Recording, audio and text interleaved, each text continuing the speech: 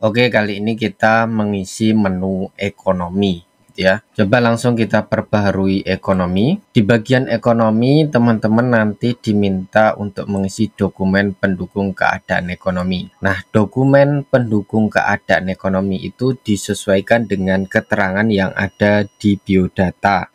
Ketika teman-teman terdata di DTKS, kemudian di menu biodata, nomor KIP-nya muncul, teman-teman boleh milih dokumen pendukungnya itu adalah nomor KIP atau surat keterangan terdata di DTKS. Kalau melihat grade prioritas tertinggi, tentu bisa pakai kartu KIP. Bagi teman-teman yang punya PIP dan masih aktif sampai kelas 3, kemudian tidak ada kartunya, kalian bisa cek di websitenya pip.dikdasmen.go.id, kemudian di sini masukkan NISN, NIK, terus ketik hasil perhitungan, cek penerima PIP. Jika memang diterbitkan kartunya, kalian bisa download kartunya. Ketika kartunya nggak diterbitkan, ya berarti tidak bisa dilampirkan, gitu aja. Jadi rujukannya kartu KIP yang diupload di sini harus aktif, gitu ya. Aktif itu tandanya nomornya terdeteksi di bagian biodata, atau mungkin di kelas 3 masih cair, atau mungkin ketika kalian cek di websitenya PIP ini muncul kartu PIP digital dengan keterangan berlaku. Kalau keterangannya tidak berlaku, ya berarti kartunya sudah tidak cair. Lalu kalau terdata di DTKS, keterangannya terdata di DTKS, teman-teman tinggal minta surat keterangan terdata di DTKS dari Dinas Sosial. Minta surat keterangan DTKS ini di Dinas Sosial karena nyetaknya lewat aplikasi SIKSNG yang dimiliki oleh Dinas Sosial. Biasanya di desa atau kelurahan belum punya aplikasinya, fiturnya berbeda. Untuk minta surat keterangan terdata di DTKS, minta surat pengantar dari desa atau kelurahan untuk dibawa ke Dinas Sosial, dilampiri fotokopi KK dan KTP. Biasanya seperti itu. Ini contohnya ya teman-teman, keterangan terdaftar di DTKS kurang lebih, tetapi sekarang ID DTKS-nya itu nggak muncul ya, cuman NIK doang. Kurang lebih seperti ini gambarannya untuk surat terdata di DTKS. Yang penting ada tanda tangan stempel resmi dari Dinas Sosial, gitu ya. Kurang lebih seperti ini, ada KOP kabupaten, ada KOP Kementerian Sosial. Lalu yang terdata di P3KI gimana? Misal nggak terdata di DTKS, kemudian informasi bansosnya juga nggak ada yang muncul. Jadi kalau di bagian biodata informasi bansosnya itu muncul, misal PKH atau BPNT, ya bisa pakai kartunya milik orang tua, diupload di sini untuk dokumen pendukung ekonomi.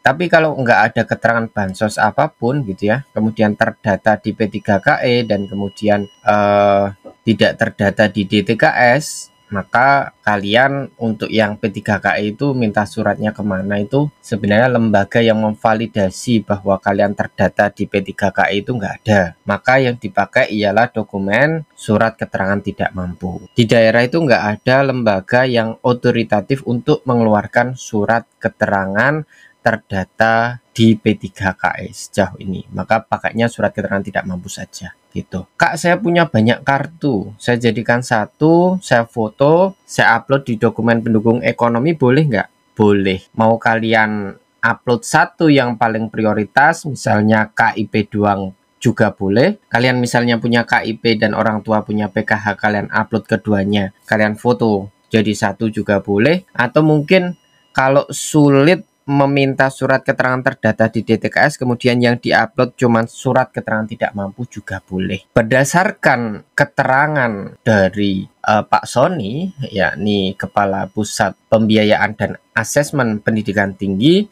dia menyampaikan bahwa minimal surat keterangan tidak mampu yang dikeluarkan oleh desa atau kelurahan, tidak boleh dikeluarkan oleh RT RW, atau tidak boleh pakai surat keterangan penghasilan orang tua, karena ada menu lain nanti yang menjelaskan penghasilan orang tua kalian. Jadi di sini kan sudah ditanya penghasilan ayah berapa, penghasilan ibu berapa. Ngapain diminta untuk diupload di sini? Ini sudah cukup, gitu ya. Bisa nggak mengeluarkan lagi? Ya itu silahkan disikapi dengan bijak dan arif, gitu ya. Kita sampaikan bahwa ketika Kementerian Pendidikan masih minta surat keterangan tidak mampu, artinya Kementerian Pendidikan berpendapat bahwa yang kategori tidak mampu harus tetap difasilitasi dengan surat keterangan ini. Yang terdata di DTKS, ya minta surat keterangan di DTKS. Artinya di bawah kategori yang terdata di DTKS itu masih ada yang harus difasilitasi dengan surat keterangan tidak mampu.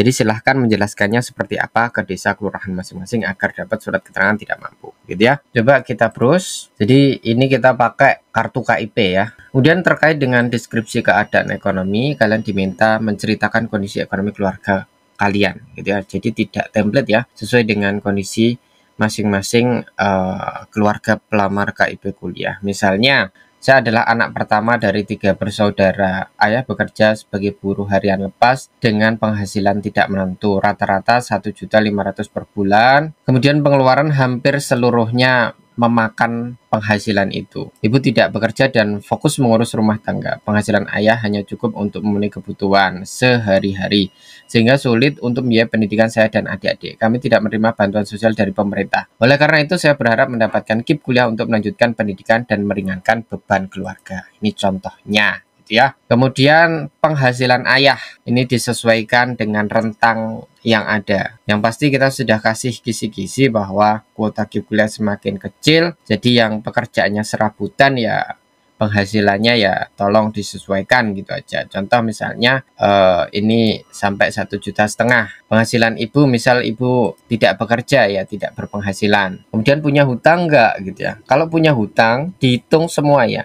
Entah itu di bank negara, di bank koperasi, di bank plecet, atau di bank harian, itu silahkan hutangnya dicatat semua gitu ya. Kalau punya berapa nominalnya kira-kira, ya tanya orang tua berapa jumlahnya. Kemudian di total juga cicilannya berapa per bulan gitu ya. Misalnya 8 juta, punya utang 8 juta, cicilannya per bulan ya. Ini cicilan per bulan gitu ya. Misalnya cicilannya 600.000. Kemudian piutang, apa yang dimaksud dengan piutang? Piutang itu adalah jumlah nominal uang yang dipinjam orang lain dari orang tua kalian. Jadi kira-kira orang tua kalian ini punya bakat untuk meminjamkan uang ke orang lain atau enggak? Jika ada misalnya, oh ada 300.000 dipinjam saudara, cicilannya gimana per bulan? Modalnya kan nggak nyicil Kak, nanti sekitar 5 bulan atau 6 bulan gitu dibalikkan Kak. Ya dibagi aja 300.000 dibagi 6 bulan misalnya berarti 50.000 per bulan gitu ya. Lalu tabungan keluarga ini tidak hanya tabungan yang ada di bank, tabungan yang ada di bawah kasur, yang ada di dalam celengan itu juga dihitung. Misalnya tabungannya 5 juta, misal gitu ya. Silahkan dimasukkan gitu. Kemudian perbarui data ekonomi. Jadi seperti itu untuk pengisian data ekonomi.